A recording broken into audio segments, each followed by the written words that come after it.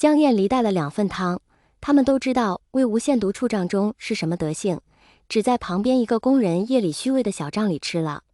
帐笼的4面都支起来，阳光晒得魏无羡背心发暖，气息流通干净，似也没有晨间那么难受。他发现他突然不认识蓝忘机，不仅是檀香气，蓝忘机站在太阳下，日光在碧尘剑柄上流转，他周身白的几乎在发光，但他闻起来极度干净，像雪，像云，像卷过松竹的风，像一个过于寒冷，仿佛一敲即碎的黎明。一时间，魏无羡的整个世界里全然是蓝忘机的气息，铺天盖地。他下意识退了一步，蓝忘机也退了一步。那个很干净又很低的声音说：“你。”魏无羡不知怎么，他觉得自己知道蓝忘机在犹疑。我怎么？他问，扯出一个笑意。蓝忘机深深地皱了眉，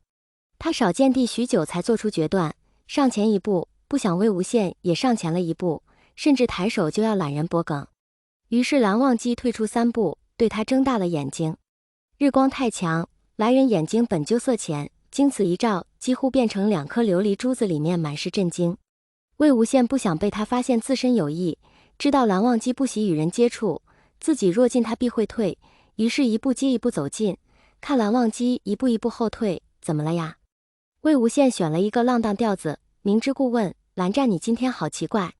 你？蓝忘机咬牙，手在袖下收拳：“你如何，我如何？你明明，我明明。”蓝忘机像是被他噎住了，半晌无言，眼睛里神色巨变，不知想到了什么。魏无羡不想和他卡在这条小路上，想要再进几步，把蓝忘机逼到外面去，没想到蓝忘机站住不走，他一提步，又拉近了他们之间的距离。魏无羡双眼平视，后颈有一块本就肿痛的地方狂跳起来，仿佛他已浸醉在蓝忘机周身的潜修气息之中。许久，还是蓝忘机的目光波动了一下，拂袖欲走。魏无羡在后面露出计划得逞的笑意，眼见对方就要走到外面，魏无羡正欲跟上，不想才一抬腿，腿间有一块在身体里积蓄许久的湿润涌出，在崭新的外袍下打湿了他的表裤。这回不仅是气息，蓝忘机走在前面的背影彻底僵硬。魏无羡一刹间几乎站不稳，扶住旁边一根立马柱，方才缓过一口气，抬头正见蓝忘机从前面助他，那双好看的眼睛再度睁得大大的，仿佛落实了某种猜想，又不敢相信自己的亲眼所见。这人的呼吸也不着痕迹的乱了，嘴唇几乎有点颤抖。魏无羡深深吸了一口气，低声说：“你走。”世界处止了一刻，然后蓝忘机转身离开。省略100字，魏无羡摇了摇头，心说：“蓝湛啊蓝湛，这个误会真是太大了。”他一边想，一边将瓷瓶向怀中一揣，拖着铲子走入夜色之中。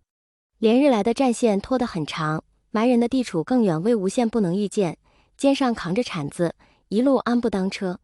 他一口气走出7、8里，走进山野之间，一阵风吹过，月色从云间倾泻出来，照亮眼前的大片原野，夜露亦如霜。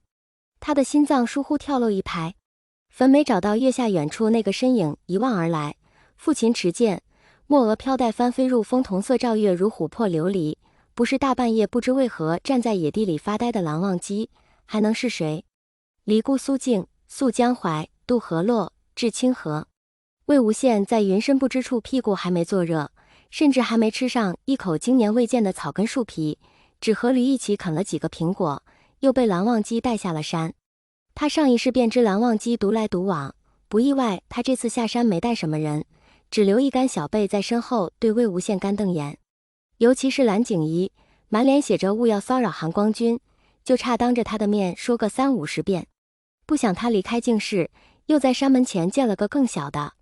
少年，漆黑蜂蜜的头发梳得很高，墨额如雪卷云，身上带了乾坤带，一副远行的打扮，对蓝忘机恭恭敬敬地叫了一声韩光君，然后转脸看来，颜色浅浅的眼睛猛瞪魏无羡。魏无羡心里发乐，哟，这不正是没娘小孩蓝云恒吗？他带着几分故意问：“韩光君，这位小郎君同来吗？”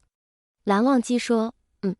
许久，等到他们都开始走了，蓝云恒满心不甘地确定魏无羡当真不是另有路程，咬牙一震，凑近低声问：“韩光君，请问这位莫公子也同来吗？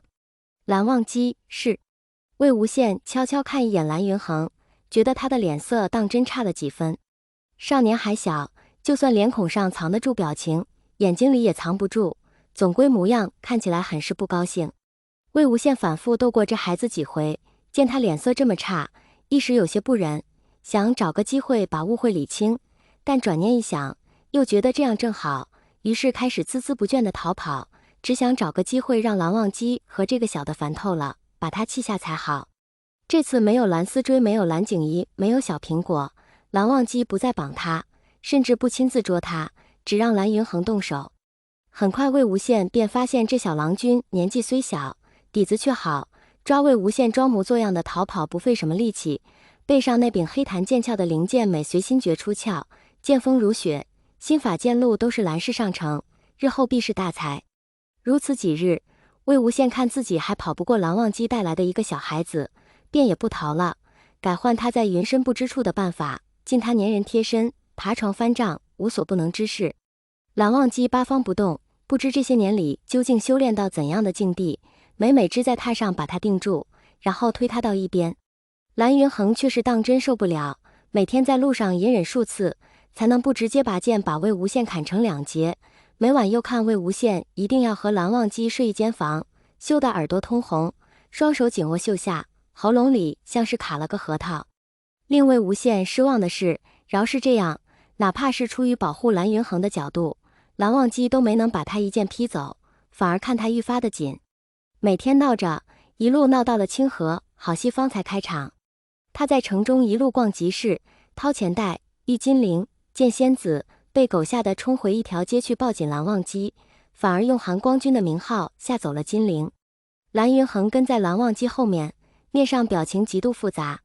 等到魏无羡放开蓝忘机，琢磨一下，不知哪处直觉一动，觉得方才金陵看蓝忘机的时候，定是又看了蓝云恒一眼，仿佛金陵是一个不知今日先生心情好不好的学生，求助于先生课室里当先出来的同门。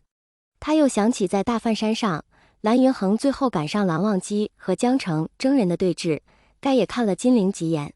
两个孩子仿佛早就认识。魏无羡觉得事情似是比他猜测的更加复杂，但蓝忘机多半不说，还是要旁敲侧击蓝云恒，不知能从他嘴里问出什么来。如此想着，他们听了一回吃人领的故事，准备动身。蓝忘机先在旁边一个小店里安置了蓝云恒。魏无羡看他有让那孩子自己找点东西吃的意思，他眼下这具身体同样勉强，当即顺势提议一起把午饭吃了。蓝忘机无意，三人成行不便隔席，蓝云恒竟自挑了下手的位置坐好。城不大，店很小，位置正临街，菜还没上来，清河这边风大，一路吹刮着不知什么东西，正好送到他们脚下。